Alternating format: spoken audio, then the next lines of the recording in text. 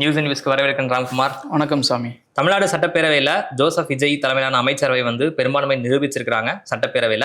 அது தவிர்த்து பல்வேறு விஷயங்கள் இருக்கு பேசுறதுக்கு. ஒன்னா பேசுவோம்.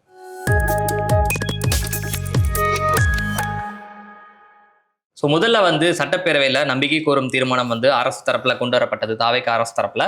அப்புறம் அது குறித்து இந்த தீர்மானம் மீது எல்லா அரசியல் கட்சி தலைவர்களும் தங்களுடைய கருத்துக்களை முன் வச்சாங்க.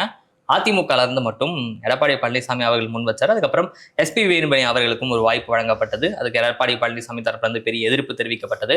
அப்புறம் கடைசி எதிர்க்கட்சி தலைவர் அவர்கள் பேசினாரு, அப்புறம் முதல்வர் அவர்கள் பேசினாரு.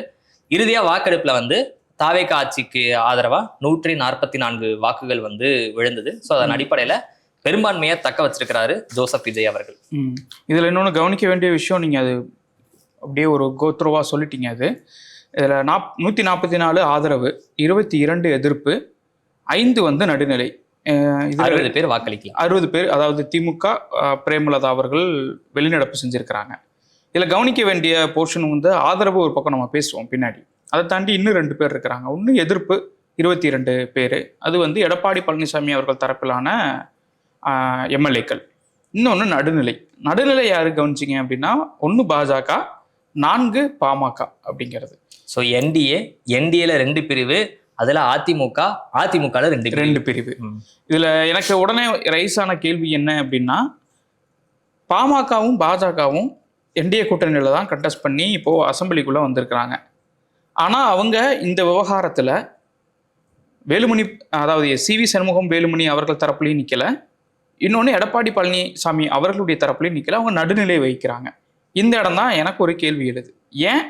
ஏன்னா இந்த விவகாரம் தொடர்பா, ஆட்சி அமைப்பது தொடர்பா, தாவேகாவிற்கு பெரும்பான்மை நிரூபிப்பது தொடர்பா இதுவரைக்கும் எவ்வளவோ விஷயங்கள் நடந்திருக்கு. பாஜக இன்னும் அமைதியாவே இருக்கு. அது இன்னும் தன்னுடைய கருத்தை வெளிப்படுத்தவே இல்லை. ஏன் இன்னைக்கு அவங்க நடுநிலையில நின்னாங்க அப்படிங்கிற ஒரு கேள்வி.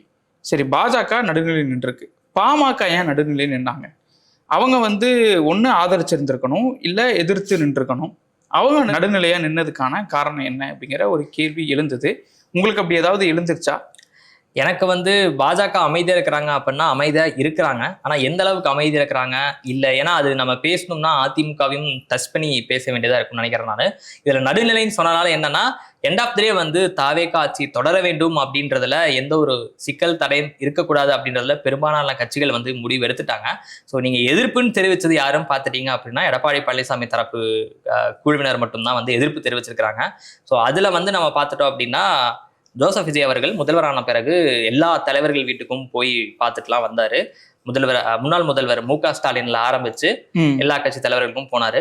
அவர் செல்லாத வீடு, சந்திக்காத தலைவர் யாரும் பார்த்துட்டோம் அப்படின்னா எடப்பாடி பழனிசாமி அவர்கள் தான். ஸோ பிரேமலதா அவர்களை கூட சட்டப்பேரவையில் சந்திச்சு அவங்களுக்கு வணக்கம்லாம் வச்சாங்க. ஸோ அவர் சந்திக்காத ஒரு தலைவர் எடப்பாடி பழனிசாமி. திரும்ப அவர்களுமே கூட ஆஃபீஸுக்கு போயிருக்கும் போது எடப்பாடி பழனிசாமி போய் பாருங்க நான் சொன்னேன் அப்படின்னு சொன்னார். ஆனால் அவர் சந்திக்கல. ஸோ அந்த தரப்பினர் மட்டும்தான் தாவேகா ஆட்சிக்கு எதிரான ஒரு நிலைப்பாடு எடுத்திருக்கிறாங்க. ஸோ மற்ற எல்லா குழுவினரும் தாவேகா ஆட்சி தொடர்வதில் எந்த ஒரு சிக்கலும் உண்டாக்கக்கூடாது அப்படின்ற நிலைப்பாடு எடுத்திருக்கிறாங்கன்றதான் இந்த ஒரு ஆஸ்பெக்ட்ல நான் ஃபர்ஸ்ட் புரிஞ்சுக்கிறேன். நான் இதுல நீங்க கேட்டது பாஜக என்ன நிலைப்பாடு அப்படின்னு நீங்க கேட்டிருக்கிறீங்க. அது நம்ம அதிமுகவை கொஞ்சம் எலாபரேட் பண்ணி பேசினாதான் நம்ம அந்த விஷயத்துல டீப்பா போக முடியும்னு நினைக்கிறேன் நான். இந்த நிலைப்பாடு பொறுத்த வரைக்கும் என்னன்னா, நான் அதை தான் சொல்றேன். நான் விஜய் அவர்கள் எல்லாத்தையும் சந்திச்சுட்டு வந்தாங்க. ஸோ அவங்க எல்லாருமே இந்த ஆட்சிக்கு குறுக்க நிக்கல. பாஜக தலைவர்கள் மட்டும் யாரும் சந்திக்கலன்னு நினைக்கிறேன் இல்லையா? பாஜக யாரையும் அவர் சந்திக்கலன்னு நினைக்கிறேன். ஸோ அந்த போஜராஜன் மட்டும் நடுநிலை எடுத்திருக்கிறாரு. அவர் ஒரு எம்எல்ஏ தானே, அவர் மட்டும் சொல்றேன். 4 பேர் இருக்கிற மாதிரியும் அவர் ஒருத்தர் மட்டும் நடுநிலை எடுத்தோம். அவர் ஒரு எம்எல்ஏ தான், அவரும் நடுநிலை எடுத்திருக்காரு. இதுல முக்கியமான, நான் ஏன் இதை திரும்ப அதை ஆரம்பிச்சேன் அப்படின்னா, இதுல முக்கியமானது பாஜகவுடைய ஸ்டாண்ட் என்ன அப்படிங்கிறத இன்னும் வெளிப்படையா தெரியல. அவங்க இன்னும் இந்த விஷயத்தெல்லாம் பார்க்கக்கூடிய ஒரு பார்வையாளராக மட்டும்தான் இன்னும் நின்று கவனிச்சுட்டு இருக்காங்க. அதனால அவங்களுடைய ஸ்டாண்ட் ரொம்ப முக்கியமானதா எனக்கு பட்டது. அவங்க ஏன் அமைதியா இருக்காங்கிறதுக்கு பின்னாடி ஒரு காரணம் இருப்பதாக நான் யோசிக்கிறேன். வரக்கூடிய நாட்கள்ல அதை கொஞ்சம் ரிவீல் ஆகும்போது அதை கொஞ்சம் நம்ம அதை பேசலாம். இன்னொன்று நீங்க சொன்ன மாதிரி அதிமுக வைக்கிறீங்களா? சஸ்பென்ஸ் வைக்கல, அதுல இன்னும் கொஞ்சம் பேசுறதுக்கான விஷயங்கள் இருக்குதுன்னு நான் நினைக்கிறேன். இன்னொன்று, அதிமுக தரப்பு வந்தோம் அப்படின்னா, எடப்பாடி பழனிசாமி அவர்கள் பேசும்போதும் எஸ்பி வேலுமணி அவர்கள் பேசும்போதும் ஒரு சலசலப்பு அப்படிங்கிறது ஏற்பட்டது. யார் அங்கீகரிக்கப்பட்ட அதிமுக அவைக்குள்ள? ஏன்னா நேற்று 2 தரப்புமே பேரவைத் தலைவரை சந்திச்சு கடிதம் கொடுத்துருந்தாங்க. இன்னைக்கு அசம்பிளி வரும்போது அதை எதிர்பார்த்து தான் எல்லாருமே காத்துட்டு இருந்தாங்க. அதுல வேலுமணி அவர்கள் தரப்புல எந்திரிச்சு நாங்கள் வந்து இவங்களுக்கு ஆதரவு கொடுக்குறோம் அப்படின்னு ஒரு வார்த்தையே சொல்லியிருந்தாங்க. அது ரொம்ப சலசலப்புக்கு உள்ளாச்சு. இன்னொன்று, நேற்றைய தினம் விஜய் அவர்கள் சந்திச்சது அப்படிங்கிறது வந்து ஒரு நீங்க சொன்ன மாதிரி எடப்பாடி பழனிசாமி அவர்களை சந்திக்காம இந்த தரப்பை சந்திச்சதுங்கிறது ரொம்ப முக்கியமான ஒரு இம்பார்ட்டண்ட்டாக பார்க்க முடியுது. எடப்பாடி பழனிசாமி அவர்கள் பேசும்போதும் அதே மாதிரி வந்து அவர் சொல்லும்போது தகவலாக வந்துச்சு, நான் தகவலாக சொல்கிறேன், எந்த அளவு உண்மை எனக்கு தெரியாதுன்னு ஒரு சேஃப் கேம் ஆடினார். அதே மாதிரி உதயநிதி அவர்கள் பேசும்போதும் அவரும் குறிப்பிட்டு சொன்னார், அதாவது மற்றும் சில கட்சிகள்ல இருந்து வரக்கூடியவங்களுக்கு நீங்க அமைச்சர் பதவி தரதா நாங்க கேள்விப்பட்டோம், அந்த மற்றும் சிலர்களுக்கு வந்து எங்களுடைய முன்கூட்டியே வாழ்த்துக்கள் அப்படின்னு ஒன்று சொன்னாங்க. அப்போ அமைச்சர் பதவி எதிர்பார்த்து தான் இவர்கள் உள்ள வராங்களா அப்படிங்கிற ஒரு கேள்வி எழுந்தது ஒன்று. ரெண்டாவது, அப்படி இவங்க உள்ள வராங்க அப்படின்னா இவங்களுக்கு அமைச்சர் பதவி கொடுப்பதற்கு தன்னை தூய சக்தியாக சொல்லிக் கொள்ளக்கூடிய தாவேகா அதுக்கு தயாரா இருக்கா அப்படிங்கிற ஒரு கேள்வியும் எழுது. இதுல வந்து நம்ம 2 விஷயங்கள் நம்ம பார்க்க வேண்டியது இருக்கு. ஸோ நம்ம வந்து முன்னாடி நம்ம நேற்று, அதாவது முந்தைய ஷோல பேசியிருந்தப்ப என்ன சொல்லியிருந்தோம் அப்படின்னா, இந்த 47 எம்எல்ஏக்கள்ல எத்தனை எம்எல்ஏக்கள் எடப்பாடி பழனிசாமி தரப்பு, எத்தனை எம்எல்ஏக்கள் சிவி சண்முகம் எஸ்பி வேலுமணி தரப்பு தெரியல அப்படின்னு சொல்லியிருந்தோம். 30-47 அப்படின்னு ஃபர்ஸ்ட் ஆரம்பத்துல நமக்கு தகவல் வந்தது. ஸோ என்ன சொல்லியிருந்தாங்கன்னா, எடப்பாடி பழனிசாமி அவர்கள் தரப்புல இருந்து ஒரு 17 எம்எல்ஏக்கள் வந்து மனு கொடுத்திருந்தாங்க சட்டப்பேரவை தலைவர்கிட்ட. அதுக்கப்புறமா சிவி சண்முகம் எஸ்பி வேலுமணி தரப்புல இருந்து 30 பேர் கொடுத்திருந்தாங்க. அதுக்கப்புறமா அவங்க வந்து செய்தியாளர் சந்திப்பு நடத்தியிருந்தாங்க. எஸ்பி வேலுமணி சிவி சண்முகம் தரப்பு செய்தியாளர் சந்திப்பு நடத்தியிருந்தாங்க. அப்போ வந்து எடப்பாடி பழனிசாமிக்கு ஆதரவா மனு கொடுத்த சிலர் வந்து அந்த ட்ரூப்ல இருக்கிறதாகவும் வந்து தகவல் வந்தது. ஸோ அதனால இந்த எண்ணிக்கை வந்து மாறி மாறி இருக்கு. அதனால யார் பக்கம் நிக்க போறாங்கன்னு தெரியாம இருந்தது. ஸோ இன்னைக்கு கடைசியில் அந்த நம்பர் என்னவா முடிஞ்சிருக்கு அப்படின்னா, எடப்பாடி பழனிசாமி அவர்கள் தரப்புல 22 பேர் வந்து நின்றுருக்காங்க. எஸ்பி வேலுமணி தரப்புல 25 பேர் நின்றுருக்காங்கன்றதான் இப்போ இது. ஸோ இதுல வந்து இப்போ என்ன நடக்கும் அப்படின்னா, நீங்க கேட்ட அந்த தாவேகா என்ன செய்யும் அப்படின்றதுல தான் இருக்கு. இப்போ சட்டப்பேரவைக்குள்ள என்ன நடக்கும் அப்படின்னா, கொறடா உத்தரவை தான் ரொம்ப முக்கியமா பார்ப்பாங்க. ஸோ கட்சிக்குள்ள சட்டப்பேரவைக்குள்ள போயிட்டோம் அப்படின்னா, கொறடா என்ன உத்தரவு பிறப்பிக்கிறாரோ அதுக்கு வந்து கட்டுப்பட்டாக வேண்டும். ஸோ கொறடாவை யார் நியமிக்கணும் அப்படின்னா, அந்த கட்சியினுடைய பொதுச் செயலாளர் அவர் தான் வந்து அங்கீகரிக்க. ஸோ கட்சி தலைமை யாரோ அவங்க தான் வந்து கையெழுத்து போட்டு கொடுத்துருப்பாங்க. இவர் தான் எங்களுடைய கொறடா அப்படின்னு உத்தரவு கையெழுத்து போட்டு கொடுத்தாங்கன்னா அவர் தான் வந்து சட்டப்பேரவை தலைவர் வந்து கொறடாவா அங்கீகரிக்கணும். ஸோ இவங்க தரப்புல இருந்தும் வந்து சொல்லியிருக்கிறாங்க, அதாவது எஸ்பி வேலுமணி, சிவி சண்முகம் இவங்க தரப்புல இருந்தும் வந்து கொடுத்திருக்கிறாங்க. ஸோ அதை வந்து சட்டப்பேரவை தலைவரால் அங்கீகரிக்க முடியுமா முடியாதா அப்படின்னா, சட்டப்படி அங்கீகரிக்க முடியாது அப்படின்றதா வந்து நமக்கு சட்டமாவும் இருக்கு, உச்சநீதிமன்ற தீர்ப்புகளும் இருக்கு, நமக்கு ஏக்நாத் ஷிண்டே வழக்குகள்லாம் நம்ம பார்த்துக்கிறோம். ஸோ அதுல வந்து இப்போ அண்மையில சொன்ன தீர்ப்பு வந்து கட்சி தலைமை யாரை வந்து சொல்றாங்களோ அவங்கள தான் கொறடாவா இருக்கணும் அப்படின்னு சொல்லிட்டு. ஸோ இப்போ இங்க கொறடா வந்து எடப்பாடி பழனிசாமி தரப்பு அவங்க சைடு வந்து அக்ரி கிருஷ்ணமூர்த்தியை சொல்லியிருக்கிறாங்கன்னா அவர் என்ன உத்தரவு போட்டாரு அப்படின்னு இருக்கு. ஸோ இப்போ அந்த உத்தரவுக்கு இந்த 25 பேர் வந்து கட்டுப்படலை. ஸோ 25 பேர் மீது நடவடிக்கை எடுக்க சொல்லி இவங்க சட்டப்பேரவைத் தலைவர்கிட்ட புகார் கொடுக்கலாம்னா புகார் கொடுக்கலாம். சினாரியோ என்ன அப்படின்னா, 3/2 பங்கு எம்எல்ஏக்கள் அங்கே இல்லை. ஸோ இவங்க 47 பேர்னா குறைஞ்சது 32-33 எம்எல்ஏக்கள் வந்து அந்த தரப்புல இருந்திருக்கணும். ஸோ அந்த எண்ணிக்கைக்கு குறைவா இருக்கிறதுனால இவர் கொறடா வந்து சட்டப்பேரவைத் தலைவர்கிட்ட புகார் கொடுக்கலாம். ஸோ புகார் கொடுத்துட்டாரு அப்படின்னா சட்டப்பேரவைத் தலைவர் வந்து அவங்க மேல நடவடிக்கை எடுக்கலாம். ஸோ இது வந்து நடைமுறை. ஆனா சட்டப்பேரவைத் தலைவர் நடவடிக்கை எடுப்பாரா மாட்டாரா அப்படின்றதான் கேள்வியே இருக்கு. அது என்னன்னா, என்னோட கேஸ் வந்து எடுக்க மாட்டாரு அப்படிங்கிறதான். ஏன்னா இன்னைக்கு பேசுறதுக்கு அனுமதி கொடுத்ததுலயே அது அமைதியா இருக்கும். அந்த புகார் கொடுத்து ஆமா உங்க புகார் கொடுத்துறீங்க நான் பார்த்துட்டு சொல்றேன் அப்படிங்கிற ரேஞ்சில் தான் இருக்கும். ஏன்னா இன்னைக்கு அவர் எஸ்பி வேலுமணியை பேச அனுமதிச்சதுலயே வந்து ஒரு கான்ட்ராடிக்ஷனா பார்க்க முடிஞ்சது. இன்னொன்னு, இந்த சினாரியோஸ் வந்து செட்டில் ஆகாம விஜய் வந்து இந்த தரப்பை தன்னுடைய தரப்பா உள்ள இணைச்சிக்கிறதுக்கோ அமைச்சர் பதவி கொடுக்கறதுக்கோ இப்போதைக்கு முன்னாடி வரமாட்டாரு அப்படின்னு தோணுது. ஏன்னா வந்து அது இன்னும் மேலும் பல சர்ச்சைகளை ஏற்படுத்தும். அதனால அந்த ரிஸ்கை இப்போதைக்கு எடுக்க மாட்டாங்க. ஒன்ஸ் வந்து இந்த விஷயம் செட்டில் ஆனதுக்கப்புறம் இஃப் இன் கேஸ் இவங்க வந்து எம்எல்ஏ பதவிகள் வந்து போகுது அப்படின்னா அதற்கப்புறம் கட்சிக்குள்ள சேர்த்துக்கிறது, அதுக்கப்புறம் அவங்கள இடைத்தேர்தலில் ஜெயிக்க வைக்கிறது, அப்படி எடுத்துக்கிறது மாதிரியான ப்ராசஸ்குள்ள போகலாம். ஆனால் அது வரைக்கும் நான் நம்புறேன், அதான் சொல்றேன், அது வரைக்கும் வந்து அவ்வளோ நீண்ட காலம் வந்து இந்த சிவி சண்முகம் தரப்பும் வெயிட் பண்ணுவாங்கன்னு தெரியல. இன்னொன்று, இவங்களும் அது வரைக்கும் வெயிட் பண்ணிட்டு இது ஒரு அப்ரோச் பண்ணுவாங்க அப்படிங்கிற மாதிரியான க்ளூவும் கிடைக்கல. அதனால வந்து எடப்பாடி பழனிசாமி அவர்கள் தரப்பு அடுத்து என்ன செய்ய போறாங்க, அது எந்த மாதிரி போக போகுதுங்கிறத பொறுத்தது. எடப்பாடி பழனிசாமி அவர்கள் தரப்புல வந்து என்ன செய்வாங்கன்றது எனக்கு ஒரு கிளாரிட்டி இருக்கு. நிச்சயமா அவங்க வந்து சட்டப்பேரவை புகார் கொடுப்பாங்க. ஸோ இந்த தரப்பு வந்து என்ன பண்ணுவாங்கன்னா, உங்களுக்கு ஒரு அண்டர்ஸ்டாண்டிங் போயிடுச்சு, தாவேகா ஆட்சிக்கும் இந்த குழுவினருக்கும் நல்ல ஒரு அண்டர்ஸ்டாண்டிங் போயிடுச்சு. இப்போ நம்ம பேசிட்டு எல்லாமே சட்டப்பேரவைக்குள்ள இருக்கக்கூடிய நடவடிக்கைகளை வச்சு சொல்றோம். சட்டப்பேரவைக்கு வெளியில வேற ஒரு சம்பவம் நடந்தது, இதோட தொடர்ச்சியா பேசுவோம் நம்ம. ஸோ இப்போ இவங்க என்ன பண்ணுவாங்க அப்படின்னா, அமைச்சரவையில இடம் பெறுவாங்களா மாட்டாங்களா அப்படின்றது தான் வந்து நம்ம இப்போ நீங்க ஆரம்பிச்சு வந்தது. ஸோ அதுக்கான அங்கே வந்து கனெக்ட் பண்ணியிருக்கிறோம். என்னுடைய ஒப்பீனியன் வந்து கிட்டத்தட்ட அதுதான். உடனடியா வந்து அமைச்சரவையில எடுத்துப்பாங்களா அப்படின்றது எனக்கு தெரிஞ்ச ஒரு பெரிய கேள்விக்குறியாவே இருக்கு. 2 காரணங்கள். காரணம் என்ன அப்படின்னா, என்டிஏ தரப்புல இருந்து இவங்க சேர்த்துக்கிட்டாங்க அப்படின்னா, இப்ப என்டிஏ இல்ல உடைஞ்சு போச்சு அப்படின்றத சிவி சண்முகம் இந்தியாவும் அவர்கள் உடைஞ்சு போச்சு, சொல்லிட்டாரு இந்தியாவும் அப்படின்னா, ஆமா ஃபைன் வாட் எவர். ஸோ இது வந்து நீங்க வந்து விஜய் அவர்களுக்கு ஒரு பெரிய மைலேஜ் தரீங்க அப்படின்னு நினைக்கிறேன் நான். இல்லைங்க, என்னங்க ஃபேக்ட சொன்னா உடனே விஜய்க்கு டிவி கேக்குன்ட்டு. ஸோ இப்போ எங்கன்னா இப்போ என்டிஏ உடஞ்சு போச்சு அப்படின்னு சொன்னா நான் சொல்லியிருந்தாலுமே கூட இவங்க என்டிஏக்கு எந்த அளவுக்கு இவங்க கனெக்ஷன்ல இருக்கிறாங்களா, இவங்க பின்னாடி யாராவது ஏற்கிறாங்களா என்ன அப்படின்றதெல்லாம் வந்து அந்த பிரச்சனை கூட விட்டுறலாம் நம்ம. பட் இருந்தாலும் மக்கள் மத்தியில என்ன ஒரு ஒப்பீனியன் இருக்கும் அப்படின்னா, இந்த 2 கட்சிகள் வேணா இதுக்கு நம்ம மாற்றா வந்தோம் அப்படின்னு சொல்லிட்டு அவங்களுடைய ஆதரவு கோர்றது அப்படின்றது வேற. பட் நம்ம ஆட்சியில அவங்களுக்கு ஒரு பங்கு கொடுத்து அமைச்சரவையில் இடம் கொடுக்கறது அப்படின்றது வேற ஒரு சிக்கலை ஏற்படுத்தும். அதுவும் வந்து இவங்க வந்து இப்போ இந்த பக்கமா, அதாவது மதச்சார்பற்ற முற்போக்கு கூட்டணி கட்சிகள்ட்ட இருந்து முதல் ஆதரவுலாம் கோரி இருக்கிறாங்கன்ற பட்சத்துல அது பெரிய ஒரு விமர்சனத்தையும் அன்னெசரி குழப்பத்தையும் ஏற்படுத்தும்ன்றனால இப்போதைக்கு குறைந்தபட்சம் ஒரு கொஞ்ச நாளைக்கு வந்து அவங்க வந்து அமைச்சரவையில் உடனடியே எடுத்துக்க மாட்டாங்க அப்படின்னு தான் நான் நம்புறேனால, இந்த குழப்பங்கள் பிரச்சனைகளை தவிர்க்கிறதுக்காக, விமர்சனங்களை தவிர்க்க வேண்டும் அப்படின்றதுக்காக. ஸோ இப்போ இதை கட் பண்ணி நம்ம 2வது வெளியில போனோம் அப்படின்னா, சிவி சண்முகம், எஸ்பி வேலுமணி அவர்கள் தரப்புல இருந்து செய்தியாளர்கள் சந்திப்புலாம் நடந்தது. அதுக்கு முன்னாடி ஒன்று சேர்த்துட்டு போயிடுறேன். அவைக்குள்ள நடந்த ஒரு விஷயம், தேமுதிக தரப்புல இருந்து பிரேமலதா விஜயகாந்த் அவங்க இன்னைக்கு அவங்க பேசினது எனக்கு ரொம்ப பிடிச்சிருந்துச்சு. ஒரு பொலிட்டிக்கல் ஸ்பீச்சா அசம்பிளிக்குள்ள எப்படி பேசணுமோ அந்த மாதிரி ரொம்ப சூப்பரா பேசியிருந்தாங்க. அவங்க எப்படி அசம்பிளியில பெர்ஃபார்ம் பண்ணுவாங்கல்ல, நிறைய அறிவிப்புகள், அதாவது வேட்பாளர் அறிவிப்பு வரும்போதெல்லாம் வந்து நிறைய விமர்சனம் பண்ணாங்க. அதுக்கு ரொம்ப சொல்லி வச்ச மாதிரி ரொம்ப சூப்பரான ஸ்பீச் அவங்க கொடுத்துருந்தாங்க. அதை பார்க்கும்போது கவனிக்க மாதிரி இருந்துச்சு. அவங்க சொன்னது, குதிரை பேரம் நடந்துச்சா இல்லையா, நீங்க வந்து முகத்தை மூடிட்டு எங்கேயும் போக மாட்டேன்னு பதவி இருக்கும்போது சொன்னீங்கல்ல, உங்களை பார்க்கறக்கு ஒருத்தர் முகத்தை மூடிட்டு வந்தாங்களா, அது யாரு அப்படின்னு பதில் சொல்லுங்க அப்படின்னு ரொம்ப பிளாஸ்டான ஸ்பீச் கொடுத்தாங்க. அதுக்கு விஜய் அவர்கள் தரப்புல இருந்து அவங்க லெஃப்ட் ஹேண்ட்ல யாரோ உட்காந்துருந்தாங்க, யார் அவங்க? அவர் தான் வந்து அமமுகல இப்போ ஆதரவு கொடுத்த காமராஜ் அவரு. அது போயிடலாம், அது பின்னாடி பேசுவோம். அது இதற்கு பதில் சொன்ன விஜய் அவர்கள், நாங்க குதிரை வேகத்துலதான் போவோமே தவிர குதிரை பேர நடத்த மாட்டோம்னு பஞ்ச் டைலாக்லாம் பேசி முடிச்சாரு. இப்போ வெளியில வருவோம். வெளியில வரும்போதுதான் சிவி சண்முகம் இதுல இன்னொன்னும் சொல்லிங்க, பிரேமலதா சொன்னனால இப்படியே லென்த்தாவே போகும்னு நினைக்கிறேன். பட் இருந்தாலும் நீங்க பிரேமலதா சொன்னனால சொல்றேன் நானு. அவங்க வந்து 3வது இன்னொரு விஷயத்த முன் வச்சிருந்தாங்க, அவருடைய OST, officer on special duty அப்படின்னு நினைக்கிறேன் நான். ஒரு மாதிரி மாசா போச்சு. ஸோ அதுக்கும் வந்து நீங்க வந்து உங்களுடைய ராஜகுரு வந்து நீங்க தனிப்பட்ட முறையில வேணா வச்சுக்கோங்க, பட் நீங்க அரசு உயர் பதவி கொடுக்க கூடாது அப்படின்னு ஒரு பெரிய விமர்சனம் வச்சிருந்தாங்க. அவருடைய பேச்சை குறிப்பிட்டு பேசும்பொழுது விஜய் அவர்கள் I will rethink about it அப்படின்னு ஒரு மாதிரி ஸ்டைல் இங்கிலீஷ்ல சொன்னாரு.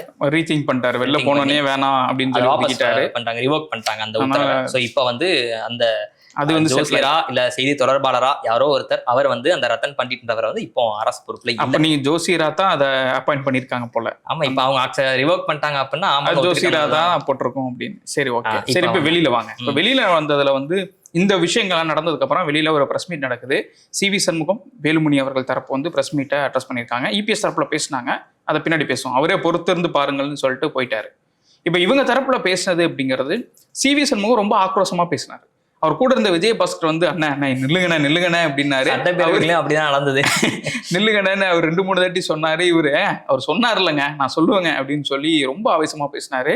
என்னுடைய குழந்தைங்க மேலாம் நான் சத்தியம் பண்றேன், நீங்களும் உங்க குழந்தைங்க மேலாம் சத்தியம் பண்ணுங்க அப்படின்னு ரொம்ப பர்சனலாகவும் அது போச்சு. அவர் பேசினதுல ரொம்ப முக்கியமா 2 விஷயங்கள் கவனிக்க வேண்டியது. 1, அதாவது எடப்பாடி பழனிசாமி அவர்கள் தாம் முதல்வராகிறதுக்காக டெல்லியில பேசிட்டு வந்துட்டேன் அப்படின்னு சொன்னது. அதாவது திமுக ஆதரவோடு நான் முதல்வராக போறேன், அதுக்காக நான் டெல்லியில பேசிட்டு வந்துட்டேன், அங்க ஓகே சொல்லிட்டாங்க. டெல்லி மீன்ஸ் யாரு அப்படிங்கிறது அதை நீங்க புரிஞ்சுக்கங்க. 1. 2வது, அதற்கு அப்புறம் இதுக்கு நாங்க வந்து எதிர்ப்பு தெரிவிச்சோம். அதற்கு அப்புறம் திருமாவர்களை முதல்வராக வச்சு ஒரு டாக் ஒன்று கிரியேட் ஆச்சு, அதுக்கு நாங்கள் ஆதரவு கொடுத்தோம், ஆனால் இபிஎஸ் அதை ஒத்துக்கலை அப்படின்னு சொன்னது.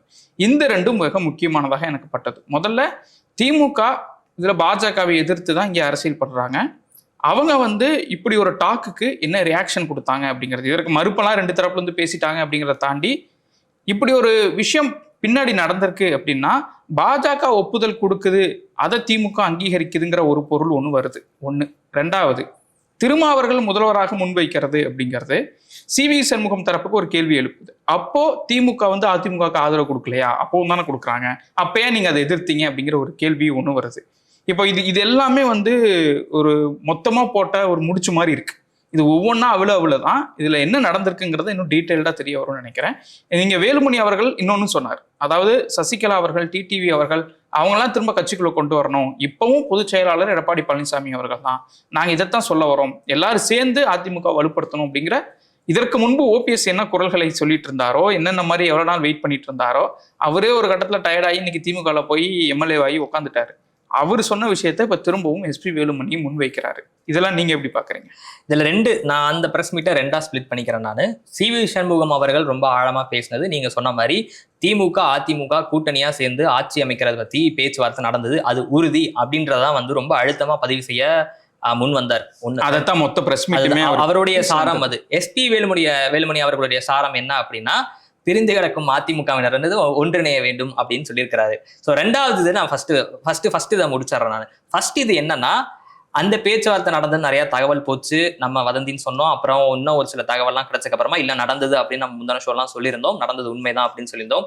நடந்ததும் வந்து ரெண்டு வகையில நடந்ததுன்னு எல்லாமே நம்ம சொல்லியிருந்தோம். அததான் வந்து திரும்ப இவர் ஸ்ட்ரெஸ் பண்றாரு.